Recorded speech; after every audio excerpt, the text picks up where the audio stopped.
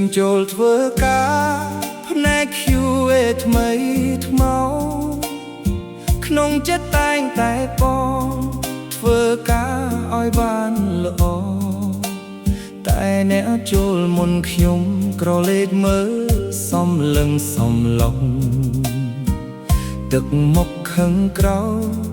បាញ់បោកមកលើខ្ញុំ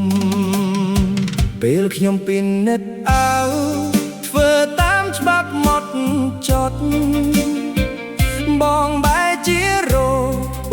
ថាខ្ញុំនឹងមិនចេះចាប់កំហូរមិនចេះចប់ចេះតែរកគ្រឿងទៅស្ទល់មិនព្រមយោគយល់អត់ឲ្យតមឡៃខ្ញុំសោះយើងជាកំកដូចគ្នាហេតុអ្វីចាំបាច់ស្អប់គ្នា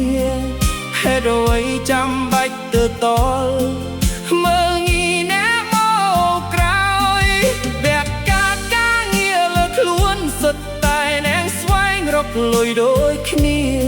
បើទោះជាខ្ញុំមិនតន់ពូកែក៏គួរតែណែនាំប្រាប់ដាស់តឿនហេតុអ្វីមកចាំទៅចិត្តជាមួយ QA ដូចខ្ញុំ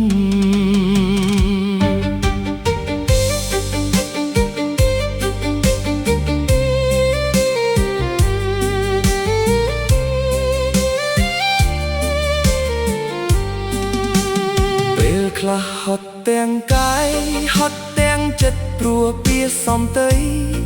មនុស្សដូចគ្នាមានតំលៃមិនគួរធ្វើបាបគ្នាឡើយអ្នកមកមិនមានបទពិសោធន៍ខ្ញុំគោរពមិនដែលខ្វះខាតតែសូមត្រឹមចិត្តមេត្តាកុំចាំតែចាប់កំហុសរករឿងយើងជាកំកដូចគ្នាហេតុអ្វីចាំបាច់ស្អប់គ្នាហេតុអ្វីចាំបាច់ទៅតល់មើលងាយណាស់មកក្រោយបែបការងារលើខ្លួនសុទ្ធតែអ្នកស្វែងរកលុយដូចគ្នាបើទោះជាខ្ញុំមិនតន់ពូកែក៏គួរតែណែនាំប្រាប់ដាស់តឿនហេតុអ្វីមកចាំទៅចិត្តជាមួយ QA ដូចខ្ញុំ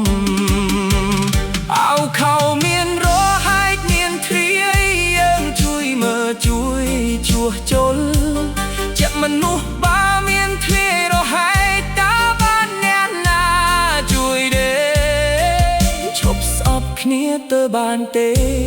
ឈប់ទៅទួលគ្នាទៅបានទេយើងជាកំក